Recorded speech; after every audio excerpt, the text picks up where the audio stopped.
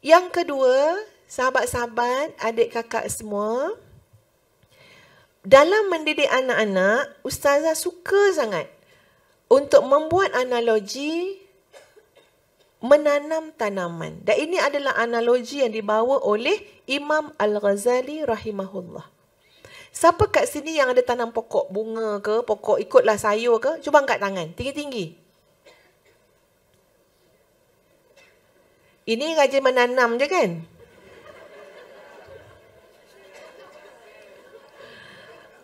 Okey, saya tanya jujur-jujur. Dia tanam tapi dia tadi masa nak keluar dia nampak bunga tu nak mati, angkat tangan. Memang dia menanam tapi dia nampak bunga tu nak mati, angkat tangan. Ustaz angkat tangan ni sebab Ustaz nampak pergi tadi. Okey, dah ada 2 orang sama geng ustazah. Ada kan? Bunga kertas ustazah kat depan pagar tu, sebenarnya dah banyak hari saya nampak dah. Kering macam nak mati. Ada terdetik lah mati. Kena letak baja ni. Ya, kena siram. Tapi tak sompek. Asal lalu nampak bunga tu. Asal lalu je. Ada terdetik lah mati, ada bunga, satu bunga tu nak gunting yang dah kering tu kan. Tapi tak sempat. Masya Allah, subhanallah, para muslimat sekalian, orang yang tanam bunga, dia nampak apa saya akan cakap ni. Yang tanam pokok, tanam bunga. Terutama bunga yang memerlukan perhatian harian. Masya Allah. Kita terlepa sahaja, kita akan nampak terus kesan dia. Nampak depan mata. Imam Ghazali kata, kamu didik anak-anak kamu macam orang bercucuk tanam. Macam mana perhatian orang yang bercucuk tanam, bahkan lebih hebat lagi kan ya. Macam mana perhatian orang yang bercucuk tanam, tanah yang macam mana nak guna, benih yang macam mana, baja yang macam mana, nak letak pasu tu dokek mana. Boleh tak ikut suka hati kita? Suka hati mak lah nak letak bawah-bawah bumbung ni. Datang orang yang pakar-pakar bunga kan, semua geleng kepala. Cerdik betul akak ni dia kata.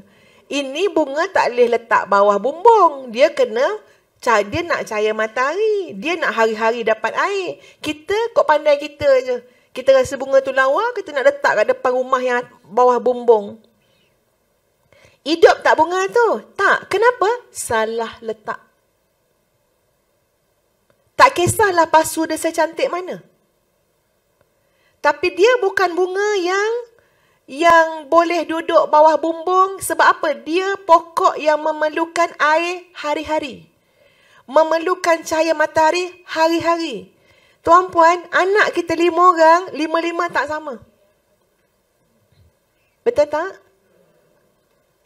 Kenapa kadang-kadang kita berhadapan dengan masalah anak-anak kata macam ni lah masalah ni lah. Mungkin macam pasu bunga tadi, salah letak. Salah letak. Peranan dia, kebolehan dia. Tapi anak tu tak nampak cepat dia punya kesan kan. Bunga nampak cepat. Dan ustazah memang rasa macam ya Allah penat jaga bunga ni Nak kena pergi beli baja. Baja pula ada banyak jenis. Baja daun, baja bunga. Satu hal pula. Ya. Lepas tu nak kena macam ni. Macam renyih. Benda tak habis. Mau je rasa beli bunga plastik macam ni. Habis cerita. Tahu dah berbunga 4 musim. Kan? Ya Allah. Sakit kepala. Sampaikan kat rumah ustazah ada. Tak peminat ke siapa. Dia tahu nombor kan datang dia mesej. Ustazah minta maaf sangat. Harap ustazah tak terguris. Boleh tak akak nak tolong siramkan bunga ustazah? Bapak punya terguris. Tapi sebab memang tu kat luar pagar. Dia memang boleh datang siram. Ustazah kata tak apa nanti saya siram sendiri. Saya siram. Aduh, ada pula yang mandang bunga rumah kita. Tu belum yang mandang anak kita lagi. Ya? Masya Allah. Tapi kita boleh terima tabiat bunga macam tu. Tanyalah peminat-peminat bunga. Gila jaga bunga. Sanggup. Oi, ini kalau ada acik-acik peminat bunga ni tak boleh pergi rumah anak lebih pada 1 hari. Bunga tak bersiram. Betul tak? Mak ustazah, peminat bunga. Terapi dia bunga. Datang rumah anak boleh sehari semalam je. Seolah-olah cinta daripada bunga tu, kan kata lebih cinta pada anak, salah pula kan ya. Tapi memang sayang sangat bunga, tak boleh. Anak nak siram bunga, dia akan tengok. Kita kan senang siram bunga dengan paip air. Dia tak bagi. Mati bunga mak. Siram dia macam mana? Mesti kena jari jemari dia. Aduh. Macam ni ha. Macam ni jari. Lain hidup bunga tu. Dengan daripada jauh macam tu. Patah riuk bunga tu. Mak kata tak payah, biar mak buat kat cik. Mak tak buat macam tu, mak macam ni lah jari mak. Nyiram tu. Biar kono air tangan. Masya Allah. Bercakap dengan bunga. Lawa kau bunga tu. Bercakap dengan bunga tu. Itu bunga. Sebab ustazah mencari Allah, apa rahsia imam-imam terdahulu cakap analogi didik anak ni macam tanaman. Maksud dia apa dia? Dia boleh jadi satu yang menjadi terapi kepada kita. Jangan pandang beban dia je. Beban memang beban lah. Tapi bunga tu, walaupun kita pandang, ya Allah bebanan lah mak. Mak kita tak fikir tu bebanan. Mak kita fikir tu apa dia? Terapi. Terapi. Boleh tak puan-puan, ibu-ibu dalam dewan ini melihat anak-anak kita sebagai terapi kita? Dah, terapi. Oh, mak suka yang kau semua ni. Contoh. Ya, kan lain tu kan. Mak dah berubah lah, dia kata. Semenjak pergi seminar apa, mak apa ini, dia kata. Sebelum ni, mak, kau semua menyusahkan mak. Macam tu. Tiba-tiba, mak suka dengan kau semua ni. Kau semua ni terapi. Mesti anak-anak tu cari ustazah mana yang ceramah tadi. Itu satu benda yang macam kena dihargai. Betul tak? Tapi kita mandang anak yang problem ni ikut bapak lah ni. Pindahlah ke ayah tu. Memang ponek lah. Pergilah kursus mana pun tak dapat buat apa. Sebab apa? First impression kita pada anak-anak dah salah. Ya, dia memang tanggungjawab. Tapi terapi untuk kita. Balik nak tengok anak. Walaupun mungkin kita rasa cabarannya anak ni. Tapi tak apa, terapi. Ya? Sebab mesti ada hasil dia. InsyaAllah. Tak ada benda sia-sia sahabat-sahabat semua. Apatah lagi benda ni berkait dengan keimanan kita pada Allah Subhanahu Wa Taala. Allah tak pernah sia-siakan setiap, walau sekecil apa pun yang kita buat kebaikan. Apatah lagi untuk amanah yang namanya anak-anak. Innahu la yudhi'u ajral muhsinin.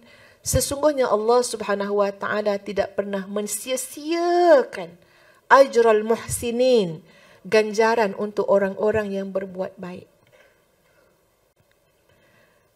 Ibu-ibu, isteri-isteri semua pun kena study diri masing-masing. Banyak kerja nak buat ni. Tulislah kat nota tu. Ya, ustazah suruh study diri sendiri. Tulis kat nota tu. Ya, kita kena study diri masing-masing. Kenapa? Sebenarnya diri kita reflection kepada tanggungjawab kita, kehidupan kita. Setiap orang ni lain-lain ya. Okey, ustazah contohnya, ustazah reflect pada diri ustazah. Ustazah nak kelima. Ustazah ada sifat yang arwah abah dulu cakap, anak dia yang kelima ni budak manja. Okey, so kita pun reflect. Macam mana kita nak anak-anak kita, tanggungjawab kita dengan sifat kita. Ada sifat manja. Sifat manja ni hati-hati. Kadang-kadang dia melemahkan.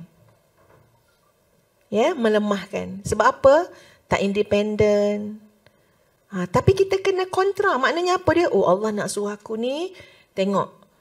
Manja ni ada waktu sesuai. Ada waktu okey. Tapi jangan sampai melemahkan hati. Kena cekal. Anak-anak macam mana? Kan? Anak-anak kita pun mesti ada lah yang dapat macam perangai kita kan. Manja-manja kan anak kita. Okey, macam mana nak treat anak-anak ni? Dia mesti banyak yang reflect daripada diri kita sendiri juga. So, study tentang diri kita. Kita mungkin seorang yang panas baran. Ataupun terlalu emosi, terlalu sensitif. Ada tak orang yang macam tu kat sini? Yang dia memang sensitif sangat, emosi sangat. Angkat tangan. Langsung tak ada. Bagus orang Melaka. Makna ni semua rasional lah ni. Ni kena tanya kat suami masing-masing ni. Itu bapa emosi tu Ustazah, dia kata. So kita kena tahu. Sikit Ustazah bagi rahsia orang emosi nak kawal diri susah. Memang ada kesukaran bila kita ni orang yang sangat sensitif. Kadang-kadang dah terbina daripada kecil kan. Orang sensitif. Dia contoh kalau siapa tengok cerita Mat Kilau menangis daripada awal sampai akhir. Itu emosi lah tu. Setantu pun menangis, emosi. Lebih-lebih. Cara dia macam ni tuan-puan.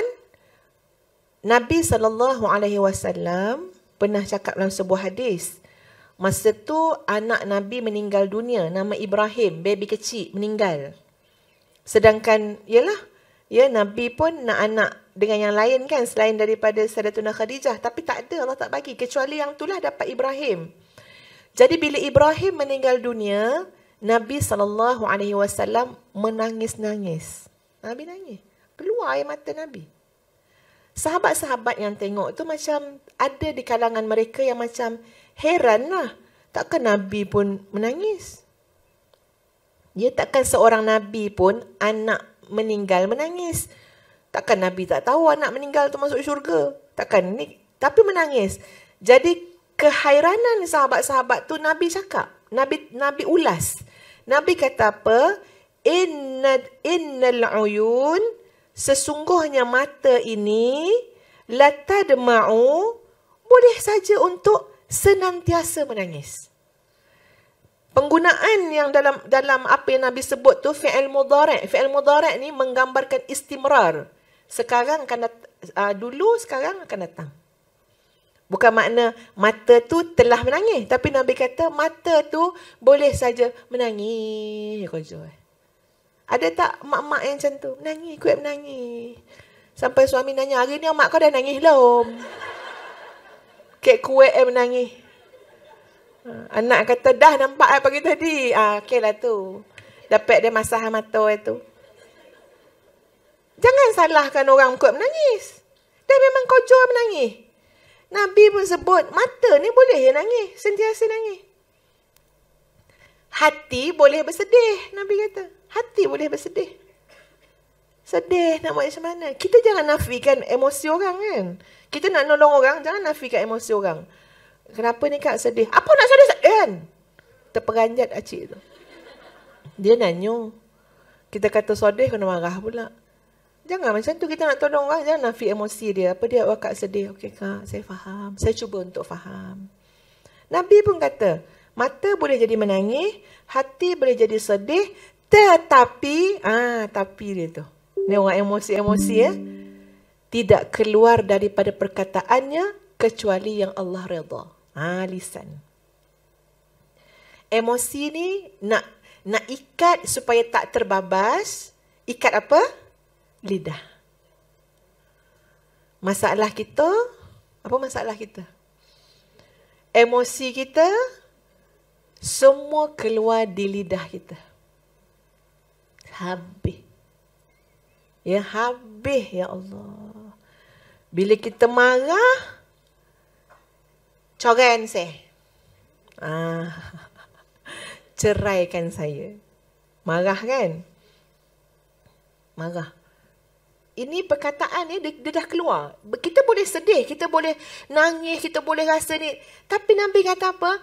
Tidak keluar di lidahnya kecuali apa yang Allah redha. Anak meninggal, anak sakit, menangis, sedih, itu memang. Tapi tak sampai cakap, kenapa kau ambil anak aku ya Allah? Tak sampai cakap macam tu. Tak sampai mempertikai takdir. Dan Nabi kata apa? Inna la mahzunun, sesungguhnya kami dengan kehilangan anak ini amat bersedih. Tapi batas kawalan emosi yang paling penting apa dia? Jaga lidah. Jangan keluar perkataan yang Allah tidak suka. Saya percaya kita semua tahu kan? Kita boleh timbang mana yang Allah suka, mana Allah tak suka. Kita marah dengan anak.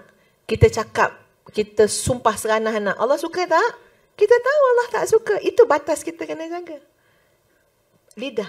Masya Allah, lidah ni kena jaga. kita sakit hati, kita terluka, apa lagi, kita macam-macam. Lidah dah kena jaga. Dan lidah ni dalam banyak bentuk sekarang sahabat-sahabat. Bukan lidah je, yang WhatsApp tu pun sama. Itu lidah yang panjang dah sampai jadi apa? Jadi tulisan. Maknanya kita kan, kalau kita tulis-tulis tu, kita nampak macam lidah kita tulis. Biar takut sikit kita, panjang lah lidah dia, macam tu. Kena imagine macam tu. Kalau tak sedap, dia menulis. Ya, dibangang orang tu lah, dia apa. Biar nampak macam, ini lidah. Lidah yang tak dijaga, panjang sampai ke jari dah. Menaik-naik. Yang merosakkan. Itu kita kena jaga. Tolong sahabat-sahabat, ibu-ibu, para isteri, kawalan diri kita ni sangat penting untuk menjayakan misi kita untuk mendidik anak-anak dan keluarga sakinah, mawaddah, warahmah.